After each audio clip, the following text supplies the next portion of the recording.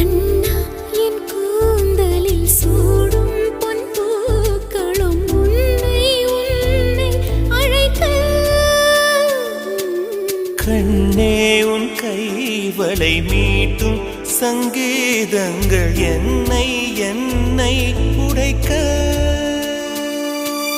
கண்களை திறந்து கொண்டு நான் கனவுகள் காணுகிறேன்.